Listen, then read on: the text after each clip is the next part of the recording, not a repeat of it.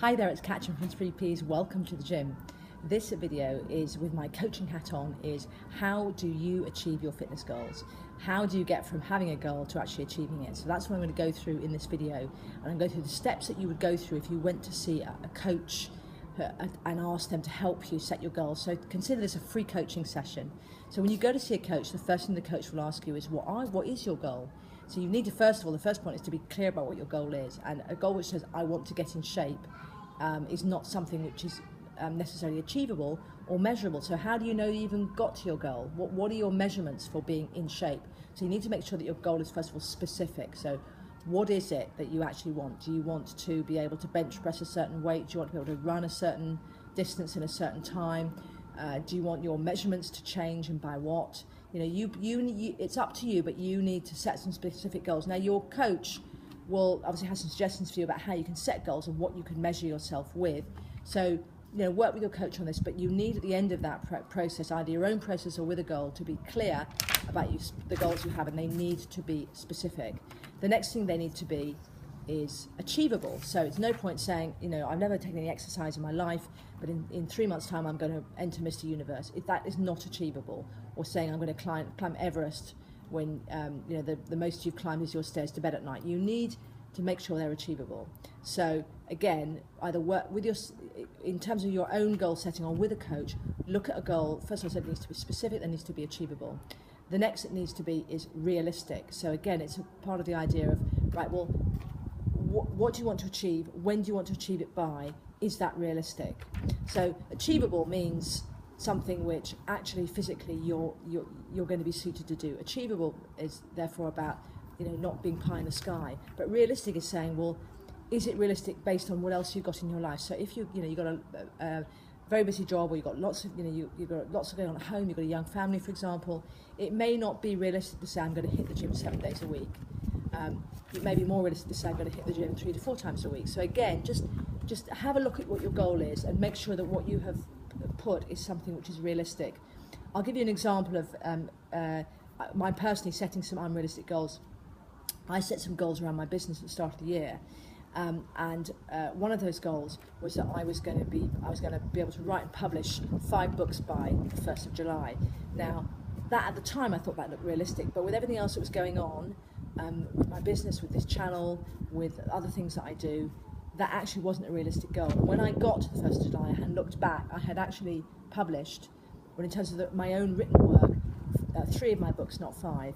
Now that's not bad going, but I obviously didn't achieve 5. Now, what I didn't do obviously was beat myself up and say, well, I've just failed. What I did was say was, well, when it comes to the next set of goals, I need to be more careful about realism, because obviously I'm more ambitious than I'm actually going to achieve. So in terms of yourself, it's not a bad thing if you try to set goals that are not realistic, but it does mean that you probably won't achieve them. And the whole point of this process is to be able to get to the end and say, I wanted to achieve this goal and I have achieved it. So again, just sense check your goals in terms of, is it realistic? And the next thing that you're going to do with your goals is you're going to make them time-based, which means that your goal has to have a time limit. So I talked about the fact that I set myself some goals around publishing my own books, and I set myself a goal of the 1st of July, so it was time-based.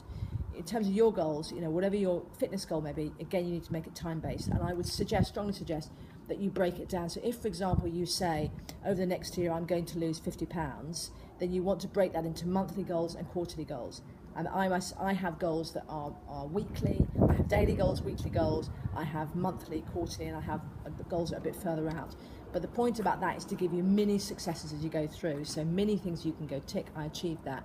Also, you have points and milestones along the way where you can say, I'm off track for some reason, how do I get myself back on track? So rather than waiting until the end of the year and saying, I missed that goal, you're catching yourself at a month or 3 months and saying, well, I'm off. Why am I off? What do I need to adjust? Do I need to adjust the goal? Do I need to adjust what I'm doing? Do I need to take more action? Whatever it may be. So make sure that you've got some time goals. So that gives you what's called a SMART goal. So it's specific, it's measurable, it's achievable, it's realistic, and it's time-based. That's what you need to set a goal that you actually can get to the end of the year, have achieved, and say, yeah, that was a success. So that's the first thing to do, is actually set yourself some goals, okay? Once you've set yourself some goals, you then have to be clear about why. So if you've decided that your goal is that you're going to lose 50 pounds, or your goal is that you're going to run a marathon, for example, the next question you need to ask yourself is, why am I setting myself this goal? And that's not because I want to run a marathon. There will be an underlying reason. It may be, because you come into a significant birthday and you want to get in shape and feel better about yourself. It may be that you've got a wedding coming up and you want to drop some weight. There are lots of reasons, and these reasons will be personal to you. But it's really important that you are clear about what your why is, because when times get tough, when it's you don't want to get out of bed and go to the gym, you don't want to go on that run after work. You need to be clear about why you're doing it, because otherwise what will happen is your goal will fall by the wayside. You won't do it. So you need to be really clear about your why, and I would strongly suggest that you write it down and you keep it somewhere where it's obvious. So when for example, when you're packing your gym bag the night before you're going to go to the gym, you look at your whys and you be clear about them. One of the things, if you set yourself a big goal, like for example a large amount of weight loss, journaling is really important for helping you to reach that goal. And journaling is all about starting with this is why I'm doing it, and then writing about how you're progressing, but being able to refer back and look at your journal earlier on and saying, well, I wanted to do it and this is the reason I wanted to do it, and look how much progress I've made. Because as they always say with any sort of goal, it's a marathon, not a sprint. So you need to be clear on the journey about why you're doing something. So again, if you're with a coach, it's really important that you be open with the coach and that you set goals and you set a why, you explain why you're doing something, okay?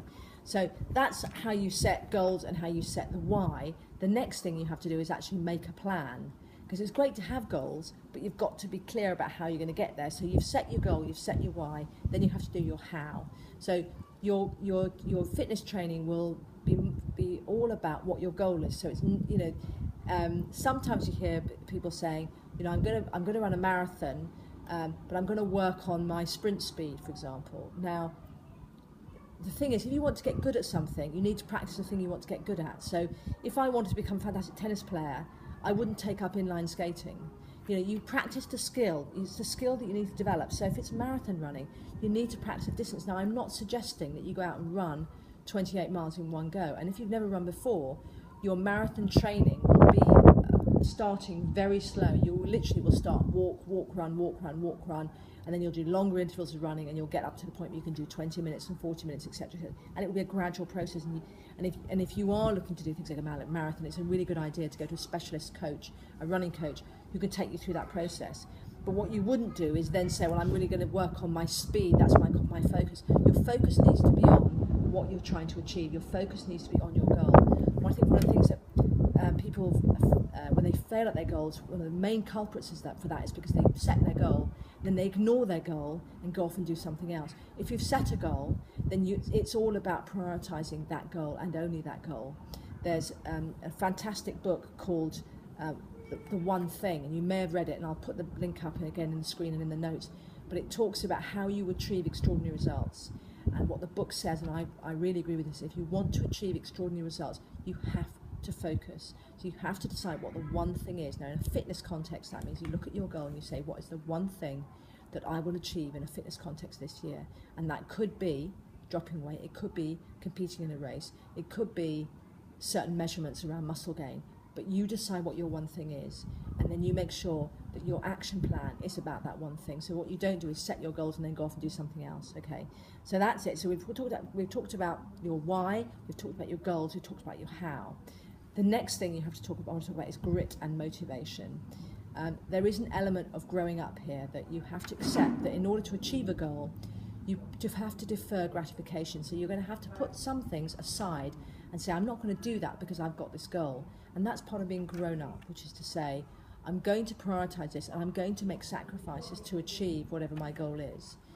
That's, you're not going to achieve a goal if you keep doing what you've been doing before. If you want to achieve something new and you want to achieve something extraordinary, you have to forego certain things which will not meet your goal. So you have to focus. Again, if I go back to that book, The One Thing, there's a very interesting passage in it talking about how when you are looking to achieve a goal, when you are focused on a goal, other things in your life are going to have to take second place. You will not have balance in your life. You won't have a situation where everything is in balance. You will be off balance. There'll be one area you're focusing on and other areas where you're much less focused on. And there may be an element of chaos going on around other parts of your life, and you have to accept that. But you have to accept you have to drop some things off in order to achieve what you want to achieve. Okay, so that's the next thing I'd say is the idea that you need to have grit, determination, and self-control. You have to say no to some things in order to say yes to your goal. So just look at my notes, make sure I've covered everything. Yeah, I want to just talk about flexibility.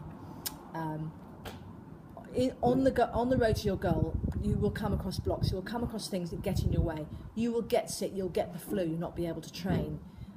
You'll be sent on a business trip, you'll be seconded to, I don't know, somewhere, the Outer Hebrides where there's no gyms. You know, you will have to be flexible about how you reach your goal. And part of that is, you know, when things start to go off course, that you look at your goals and you work out what you need to do. So if you're falling behind with your goals, you may have to increase the amount of time that you spend to achieve your goals. If you have, for example, been posted to a remote island in Scotland or a remote island in the Pacific, then you'll have to think about how you're going to get your training in. If suddenly your shifts change, it's the same thing, how you're going to get your training in. So flexibility is really important, not being too rigid and not saying the only way I'm going to achieve my goal is by doing this set training, this set days of the week, because life will get in the way. Whatever you think, life will get in the way.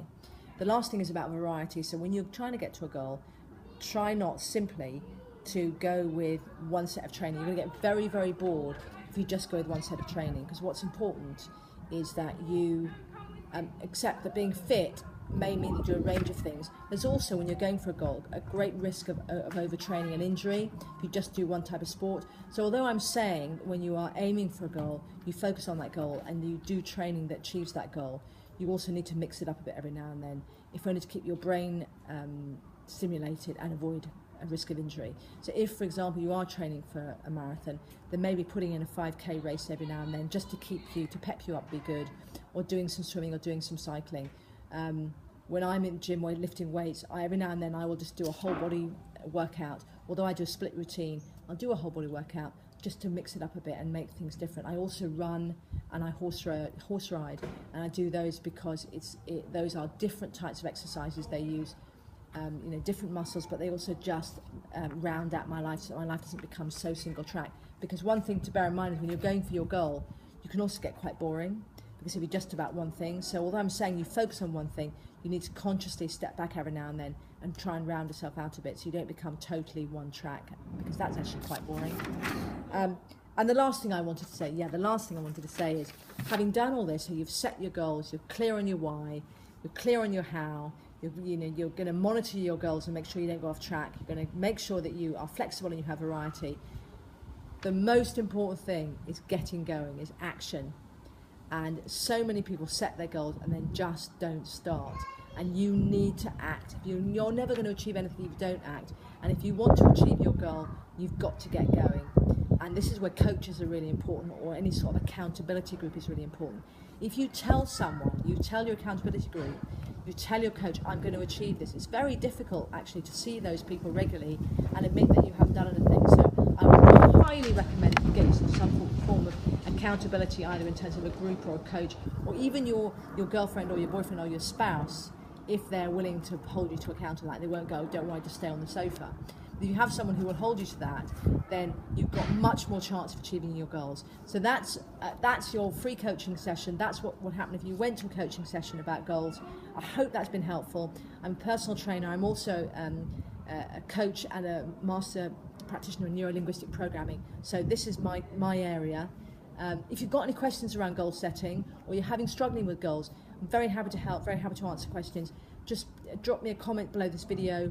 You can also message me on Facebook. The Facebook page is at www.facebook.com/3Ps Media. I'll put that up on the screen. You can also visit our website if you want to look at things like recipes. There's a whole section of recipes. There's also a couple of free book downloads, which I'll put in the notes to this. So it's been a pleasure. I hope you'll subscribe. Just click the button now. Lots of videos in here about everything from goals to fitness, how-to videos, nutrition, weight loss, resilience. This is Catrin from 3Ps saying it's been a pleasure, appreciate it's a privilege, and I'll see you soon. Bye.